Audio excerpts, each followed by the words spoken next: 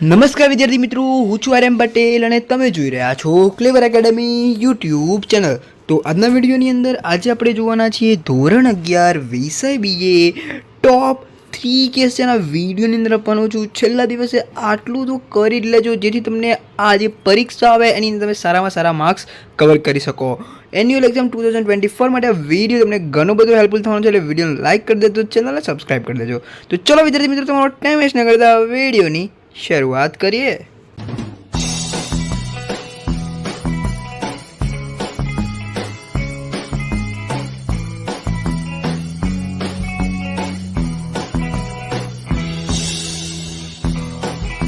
તો વિદ્યાર્થી મિત્રો, વિડીયોની શરૂઆત કરવાના પહેલાં તમે કહી દઉં કે આપણે જે બીએ જે છે એના આઈએમપી આપણી ચેનલ ઉપર ઉપલબ્ધ છે, બરાબર। આઈએમપી કરો અને આ જે 30 ક્વેશ્ચન જે છે એ કરો। આ બંનેને કમ્બાઈન કરશો એટલે આ બંનેમાંથી તમારા પેપરની અંદર એક પણ પ્રશ્ન બહારનો નહીં આવે, એ છે ગેરંટી। એટલે આ બંનેને કમ્બાઈન કરીને તૈયારી કરશો તો તમને 80માંથી 80 લાવવામાં તમારી ક્ષમતા રહેશે, બરાબર। ઓકે, આઈ હોપ કે તમને આવડતું હશે બધું, પણ આ ક્વેશ્ચનને જોઈને જજો। ઓકે, તમને બધું આવડતું હોય ને તો બી આ ક્વેશ્ચનને જોઈને જજો। ઓકે, તો જો અહીં આપણો પહેલો પ્રશ્ન છે વ્યવસાય, રોજગાર અને વેપારની વ્યાખ્યા, બરાબર। આ વ્યાખ્યા તમને એક માર્ક્સની અંદર પૂછાશે, એટલે કે સેક્શન બીની અંદર પૂછી લે વ્યવસાય એટલે શું, રોજગાર એટલે શું, વેપાર એટલે શું, બરાબર। હું તમને એક માર્ક્સમાં બી આપીશ, 2 માર્ક્સમાં બી આપીશ, 3 માર્ક્સમાં બી આપીશ, 5 માર્ક્સમાં પણ। વિદ્યાર્થી મિત્રો, 1 માર્ક્સમાં તમારે જાતે તૈયારી કરવી પડશે, બરાબર। એવું તમને એક ગેરંટી નહીં આપું કે 1 માર્ક્સમાં આમાંથી પૂછાશે જ। હું તમને એ ગેરંટી આપીશ કે સી, ડી અને એ આમાં તમે આના પર ડિપેન્ડ રહી શકો છો, પણ સેક્શન એ અને બી તમારે બધા ચેપ્ટરના સ્વાધ્યાય કરવા પડશે। ઓકે, આઈ હોપ કે તમે સમજી ગયા હશો। ક્વેશ્ચન નંબર 2 જોઈ લઈએ, વેપાર અને વાણિજ્યનો તફાવત। એ તમને 2 માર્ક્સની અંદર પૂછાઈ શકે છે। ક્વેશ્ચન નંબર 3, ધંધાને આર્થિક પ્રવૃત્તિ કેવી રીતે કહી શકાય? આ બી 2 માર્ક્સની અંદર પૂછી શકે છે, બરાબર। પછી ક્વેશ્ચન નંબર 4, સંપૂર્ણ ભરોસાનો સિદ્ધાંત એટલે શું, વીમો।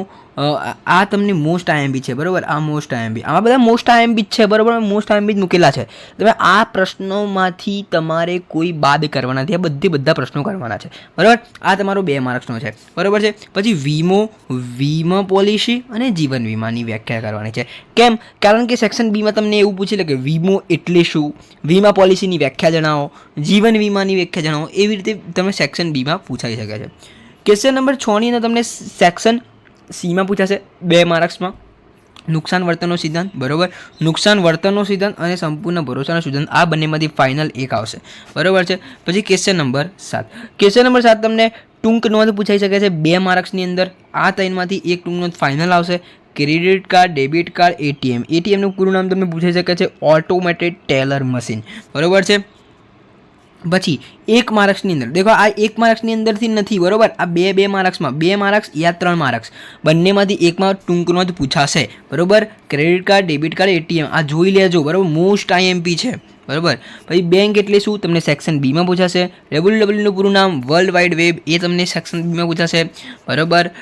પછી ઇન્ટરનેટના મુખ્ય 3 પ્રકારના કાર્યો, આ તમને 2 માર્ક્સની અંદર યા 3 માર્ક્સની અંદર પૂછાય છે, પણ મોસ્ટ ઓફ 3 માર્ક્સમાં પૂછાતું હોય છે, બરાબર। કમ્પ્યુટર નેટવર્કના મુખ્ય 4 પ્રકાર, આ બંનેમાંથી એક પ્રશ્ન ફાઇનલ સેક્શન ડીમાં આવશે, બરાબર।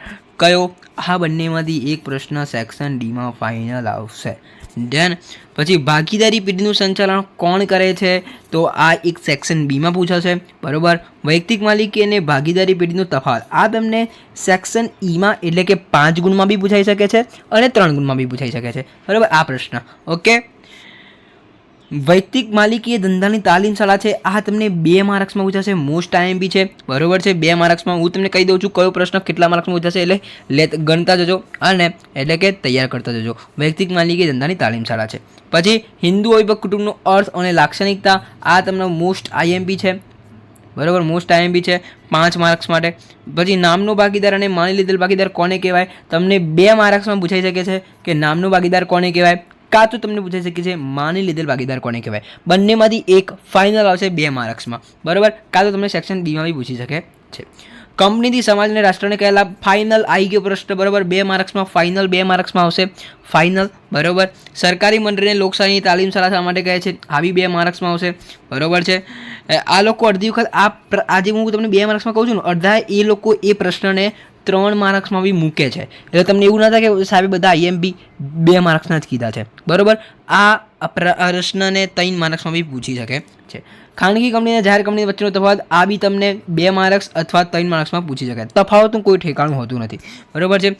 કંપનીનો અર્થ અને લાક્ષણિકતા 5 માર્ક્સમાં આવશે, બરાબર. જાહેર ક્ષેત્ર અને ખાનગી ક્ષેત્ર આ બી 3 અહીંયા 5 માર્ક્સમાં પૂછી શકે છે.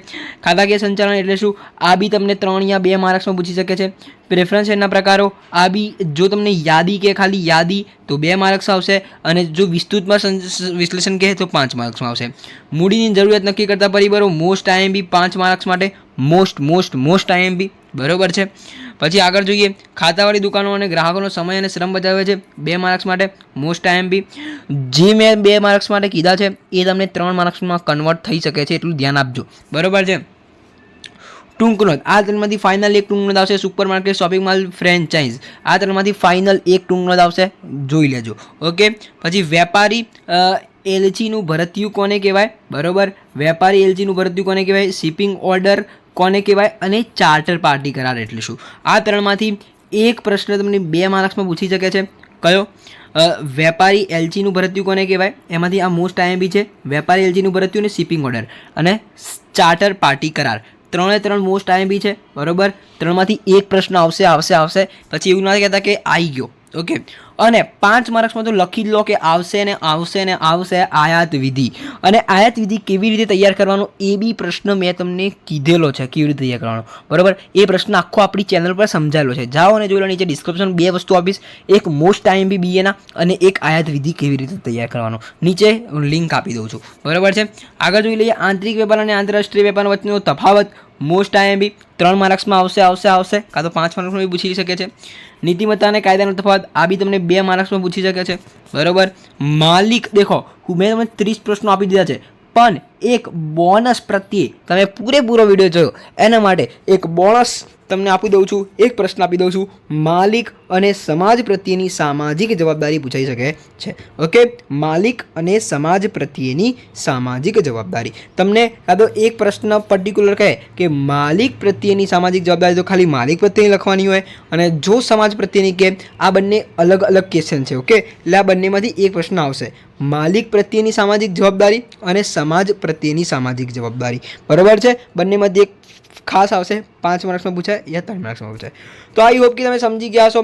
આટલા ક્વેશ્ચન અને આપણા IMPના ક્વેશ્ચન બંનેને કમ્બાઈન કરો, અને વિદ્યાર્થી મિત્રો, અને જો જે મેં તમને IMP આપ્યા હશે એ બધા આ 30 ક્વેશ્ચનમાં સમાવેશ થઈ ગયેલો છે. એવું નથી કે IMP અલગ છે, 30 ક્વેશ્ચન અલગ છે, ઓકે, એવું નથી. તો વિદ્યાર્થી મિત્રો, બંનેને કમ્બાઈન કરો, તૈયારીને મજબૂત બનાવો. જો વિદ્યાર્થી મિત્રો આ સિરીઝ તમને ગમશે, ટોપ 3 ક્વેશ્ચન વાળી, તો આપણે તમારી માટે એકાઉન્ટ બનાવીશું, સ્ટેટ બનાવીશું, ઇકો બનાવીશું, તમામ વિશે ટ્રાય કરીશું. તો વિડીયો સારો લાઈક કરજો, ચેનલની અંદર નવો ચેનલ સબસ્ક્રાઈબ કરજો. મળીશું નેક્સ્ટ વિડીયોમાં. ત્યાં સુધી good bye, take care, all the best.